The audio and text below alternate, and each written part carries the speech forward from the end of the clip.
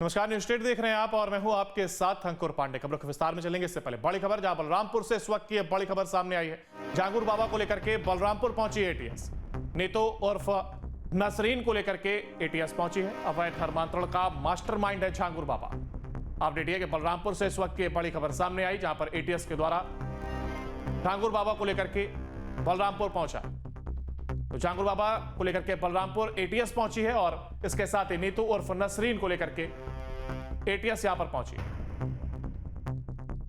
कोठी में ले जाकर के पूछताछ की जा रही है। यहां आपको बता दें, अवैध धर्मांतरण का मास्टरमाइंड है झांगुर बाबा, जिसको लेकर के लगातार कार्रवाई आगे बढ़ रही है और बलरामपुर एटीएस लेकर के पहुंची है। बलरामपुर से इस वक्त की यह बड़ी खबर सामने आई है, जहां पर झांगुर बाबा को एटीएस के द्वारा बलरामपुर ले जाया गया है और इसके साथ ही नीतू उर्फ नसरीन, जो कि एटीएस के साथ, यानी कि नीतू उर्फ नसरीन को भी एटीएस लेकर पहुंची है। कोठी में ले जाकर के पूछताछ की जा रही है और वहीं इसके साथ ही यहां पर जानकारी यह भी कि अवैध धर्मांतरण का मास्टरमाइंड है ये झांगुर बाबा, जिसको लेकर के लगातार पूछताछ हो रही है। कार्रवाई को आगे बढ़ाया जा रहा है। तमाम कार्रवाई झांगुर बाबा के ऊपर लगातार जारी है। अपडेट ये सामने आया, जहां पर बाबा को लेकर के बलरामपुर पहुंची एटीएस। झांगुर बाबा जिसको लेकर के एटीएस बलरामपुर पहुंची, नीतू उर्फ नसरीन को लेकर के भी एटीएस यहां पर पहुंची है और कोठी में ले जाकर के ये पूछताछ की जा रही है।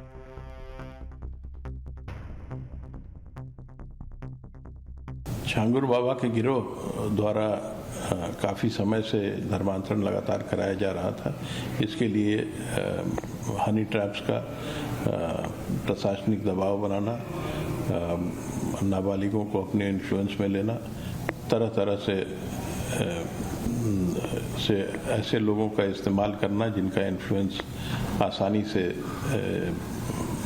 समाज में है, उनका इस्तेमाल करके धर्मांतरण कराया गया और इसके लिए काफ़ी बड़ी मात्रा में फॉरेन फंड्स भी प्राप्त किए गए। धर्मांतरण के लिए एक रेट कार्ड्स थे जो इनके एजेंट्स को धन दिया जाता था, काफ़ी बड़ी अमाउंट में था। जो फॉरेन फंडिंग हुई वो लगभग 40 अकाउंट्स में आई। इन सभी अकाउंट्स की जानकारी एटीएस को है। किन स्रोतों से ये धन प्राप्त हुआ उसके बारे में एटीएस लगातार जानकारी प्राप्त कर रही है। जो भी धन का इस्तेमाल यहाँ किसी प्रॉपर्टी के एक्विजिशन में, इलीगल एक्विजिशन में किया गया है, उन सभी प्रॉपर्टीज को या तो कानूनी प्रावधानों के तहत जब्त किया जाएगा अथवा उन्हें डिमोलिश किया जाएगा। नेपाल बॉर्डर के काफ़ी करीब है और नेपाल बॉर्डर पर डेमोग्राफिक चेंजेस के प्रयास काफ़ी समय से नोन है। और इसी पर जानकारी के लिए हमारे साथ हमारे संवाददाता आलोक पांडे हमारे साथ लाइव जुड़ गए हैं।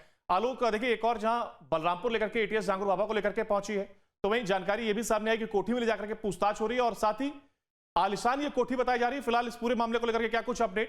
तो जहां एक और देखिए हमारे साथ हमारे संवाददाता आलोक जुड़ेंगे और उनसे तमाम इन चीजों के सवाल जो कि लगातार बने हुए और कार्रवाई लगातार झांगुर बाबा के ऊपर भी जारी है। जहां पर नीतू उर्फ नसरीन को लेकर के एटीएस पहुंची है। आपको बता दें कि बलरामपुर में यह कोठी और जहां पर पूछताछ की जाएगी, तो वहीं झांगुर बाबा को लेकर के एटीएस बलरामपुर पहुंची है और लगातार इसके ऊपर कार्रवाई की जा रही है। बड़ी बात यह कि देखिए, अवैध धर्मांतरण का यह मास्टरमाइंड है झांगुर बाबा, जिसको लेकर के पुलिस के द्वारा कार्रवाई की जा रही है।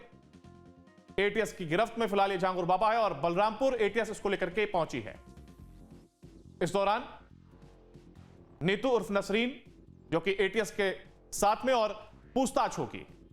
लगातार कार्रवाई को आगे बढ़ाया जा रहा है। दरअसल अवैध धर्मांतरण का यह मामला सामने आया था, जिसको लेकर के झांगुर बाबा की यह गिरफ्तारी हुई थी और गिरफ्तारी के बाद से ही एक के बाद एक बड़े खुलासे यहां पर हो रहे हैं। डेमोग्राफी चेंज के फिराक में था, जो कि बॉर्डर से सटे इलाके हैं, वहां से किस तरीके से धर्मांतरण का यह रैकेट चलाया जा रहा था। एक बड़ी तैयारी, एक बड़ी प्लानिंग थी। हालांकि इसको तोड़ा गया और झांगुर बाबा, जो कि पुलिस की गिरफ्त में आया, और गिरफ्तारी के बाद से ही लगातार इस पूरे मामले को लेकर के अपडेट सामने आ रहे हैं। एक बड़ा साम्राज्य किस तरीके से इसने खड़ा किया, वो तमाम जानकारी अब निकल करके सामने आ रही है। तो वहीं इसी के साथ जो अपडेट सामने आया उसमें यह कि झांगुर बाबा को एटीएस जो कि बलरामपुर लेकर के पहुंची है और यहां पर भी एक आलीशान कोठी, जिस कोठी में ले जाकर के पूछताछ होगी और लगातार योगी सरकार इस पूरे मामले को लेकर के सख्त है और नए नए खुलासे इस तरीके से सामने आ रहे हैं, तो कार्रवाई को भी आगे बढ़ाया जा रहा है।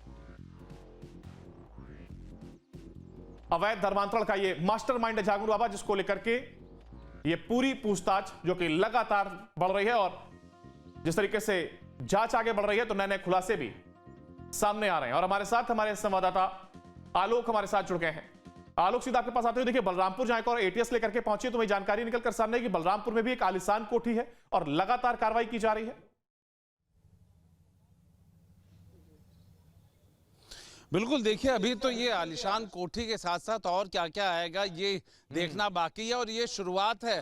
जिस तरीके से एटीएस ने इनको रिमांड पे लिया और रिमांड लेने के साथ साथ यहाँ बलरामपुर पहुँचते हैं, उनके माधोपुर गांव पहुँचते हैं, इसका मतलब है कि एटीएस ने अपने पूरे होमवर्क कर रखे हैं, साक्ष्यों को ले रखा है।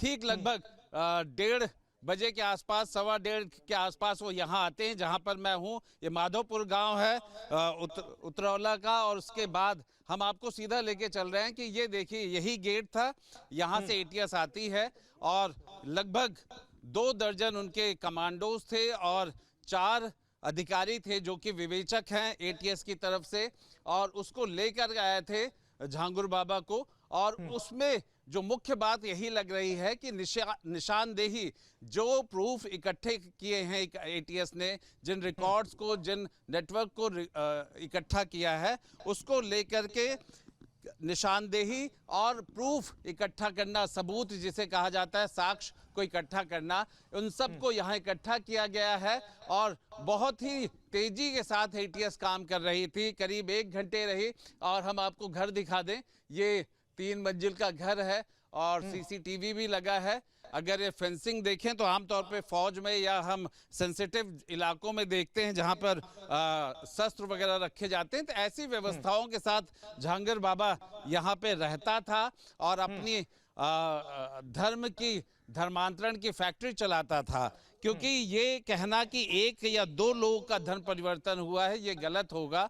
यहाँ पर तो जो बातें सामने आ रही है वो ये आ रही है कि यहाँ पर पूरा का पूरा एक नेटवर्क है। जिस जगह पे मैं यहाँ खड़ा हूँ ये एक हेडक्वार्टर के तौर पे काम कर रहा था और झांगुर जो बाबा हैं, जिन्हें अगर कहा जाए असली नाम तो उनका जमालुद्दीन है, जमालुद्दीन का ये जो जगह है, ये अड्डा है, ये एक हेडक्वार्टर के तौर पे काम कर रहा था। आसपास के कई जिले नेपाल के पास होने की वजह से वो लगातार उसका जो नेटवर्क है, नेपाल से बाहर, नेपाल के अंदर और इस तराई वाला पूरा बेल्ट, बलरामपुर, श्रावस्ती, इन सब जगहों पर जहां हम पहले भी देख चुके हैं कि बकायदा डेमोग्राफी बदलने वाली जो बात थी उसको, जिसको मुख्यमंत्री योगी आदित्यनाथ ने भी कहा कि एक जल्लाद पकड़ा गया है।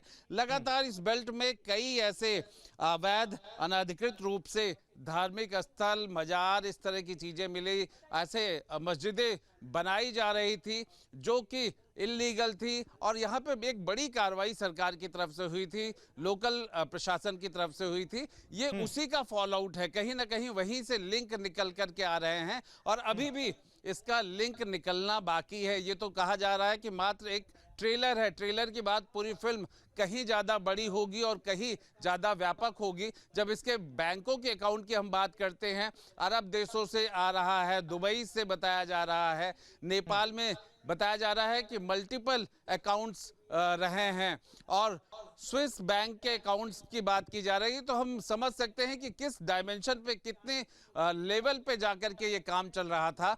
निश्चित तौर पे एटीएस के लिए एक बड़ी उपलब्धि है इसको पकड़ना और साथ में जो तफ्तीश चल रही है उन सब को लेकर के कैसे कड़ी को कड़ी से जोड़ना है और आगे जो लोग इस नेटवर्क में लगे हुए हैं उनको पकड़ना भी कहीं ना कहीं प्राथमिकताओं में है। जो 7 दिन का रिमांड मिला है उस रिमांड के अंदर इतने पूरे काम को करना, मुंबई में भी इनका कनेक्शन पाया गया है, पुणे में भी कनेक्शन पाया गया है, जाति के हिसाब से कन्वर्जन रेट भी सामने आए हैं और भी कई इस तरह के धर्म के, अगर कहा जाए कि हथकंडे यहाँ पर चला करते थे जिसमें धर्म से प्रभावित करना और बाद में उसका धर्मांतरण कर देना, ये सारी बातें हैं जो कि यहाँ पर झांगर बाबा के इस पूरे, अगर कहा जाए कि जो हवेली है, इस हवेली में अभी बहुत सारे रहस्य हैं जो कि निकलना बाकी है।